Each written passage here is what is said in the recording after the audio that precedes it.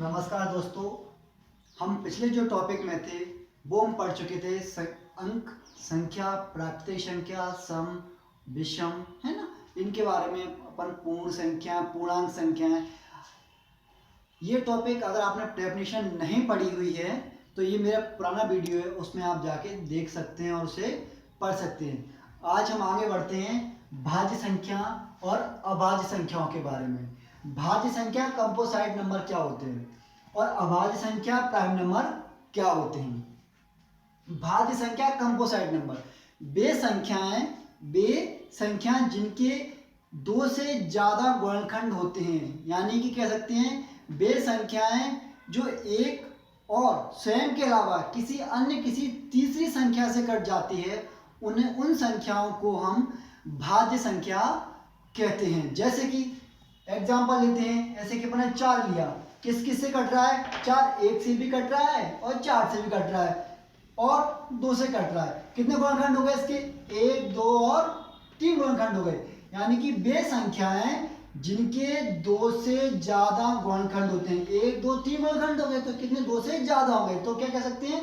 वे संख्याएं जिनके 2 से ज्यादा गुणनखंड होते हैं, उन संख्याओं को हम भाज्य संख्या कहते हैं। जैसे कि 6 किससे कट जाएगा? 1 से भी कट जाएगा, 6 स्वयं से भी कट जाएगा और 2 से भी कट जाएगा और 3 से भी कट जाएगा। यानी कितने गुणनखंड हो गए इसके? 4 गुणनखंड हो गए।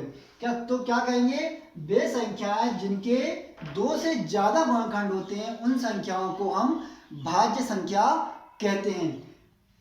अब अभाज्य संख्या या प्राइम नंबर किसे कहते हैं? वे संख्याएं जिनके केवल और केवल 2 गुणनखंड होते हैं, यानी कि वे संख्याएं जो एक और स्वयं से कटती हैं, उन संख्याओं को हम अभाज्य संख्या कहते हैं। जैसे कि 2 है, किस किस से कट जाएगा?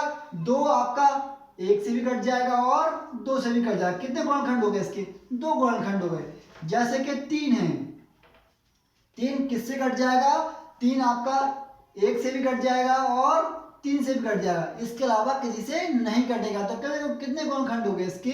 2 गुणनखंड हो गए। यानी कि अभाज्य संख्याएं वे संख्याएं होती हैं जिनके केवल और केवल 2 गुणनखंड होते हैं। क्लियर है?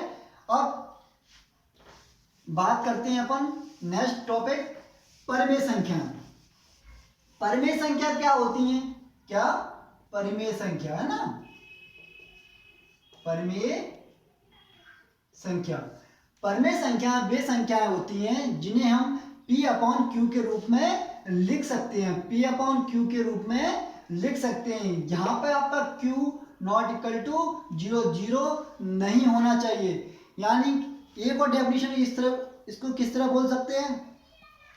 एक पूर्णांक संख्या पता है जिसमें पॉजिटिव और निगेटिव यानी धनात्मक और ऋणात्मक दोनों ही संख्या होती हैं, उनको एक पूर्णांक को दूसरे पूर्णांक संख्या से भाग देने पर हमें जो संख्या प्राप्त होती है वो क्या प्राप्त होती है? परिमेय संख्या। जैसे कि 2/3 है, तो 2 क्या है? 2/3 क्या हो गई? ये परिमेय संख्या हो गई। 2 अपने आप में परिमेय संख्या है। जैसे कि 2 की बात करें, 2 परिमेय संख्या क्यों है? क्योंकि 2/2/1 भी अपन लिख सकते हैं। तो किसमें हो गई? P/Q के फॉर्म में हो गई, इसीलिए इसको क्या बोलेंगे? परिमेय संख्या। यानी वे संख्याएं जिन्हें हम P/Q के रूप में लिख सकते हैं, परिमेय संख्या कहलाती हैं। या एक पूर्णांक को दूसरे पूर्णांक से भाग देने पर हमें जो संख्या प्राप्त होती है, उन संख्याओं को, उन नंबरों को हम बोलते हैं परिमेय संख्या। अब अपरिमेय संख्या क्या होती है? वे संख्याएं जिन्हें हम P/Q के रूप में नहीं लिख सकते हैं। मतलब अपरिमेय संख्या क्या होगी आपकी? अपरिमेय संख्या वे संख्या जिन्हें हम P/Q के रूप में नहीं लिख सकते हैं। यहाँ पर Q ≠ 0 हमेशा रहेगा, याद रखना। क्योंकि Q का जो 0 का मतलब होता है वो मैं आपको नेक्स्ट टॉपिक में बताऊंगा, ऐसा अपन क्यों लिखते हैं। क्या P/Q के रूप में नहीं लिख सकते? यहाँ पर ऐसा बोल सकते हैं वे संख्याएं जो वर्गमूल के या अंडर रूट के अंदर रहती हैं। जैसे कि आपका √2 है, √2 कि उसको अपन P अपन Q के रूप में नहीं लिख सकते, क्योंकि इसका जो मान निकलेगा किसमें निकलेगा, दशमलव में निकलेगा। किसमें निकलेगा, दशमलव में। यही मान होता है √2 का। यानी वे संख्याएं जिन्हें हम P अपन Q के रूप में नहीं लिख सकते, या ऐसा बोल सकते हैं वे संख्याएं जो दशमलव में रहती हैं, उन संख्याओं को हम अपरिमेय संख्या कहते हैं। क्लियर है। अब आती है आपकी वास्तविक संख्याएं। वास्तविक संख्या क्या होती हैं, क्या, वास्तविक संख्या।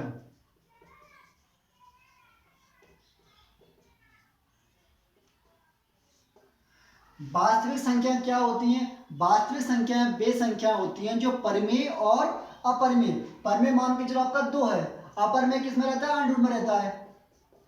तो वे संख्याएं जो परिमेय और अपरिमेय से मिलकर बनी होती हैं, उन संख्याओं को हम वास्तविक संख्या कहते हैं। क्लियर हो गया। जैसे कि 3 + √6, ये क्या होगी, ये आपकी वास्तविक संख्या होगी। अब आता है वास्तविक होता है तो अवास्तविक ही होता होगा, तो अवास्तविक संख्या किन्हें कहते हैं, अवास्तविक संख्या या काल्पनिक संख्याएं वे संख्याएं जो अंडरवुड के अंदर ऋणात्मक होती हैं, उन संख्याओं को हम अवास्तविक संख्या या काल्पनिक संख्या कहते हैं। क्लियर हो गई। वास्तविक, क्लियर, अवास्तविक,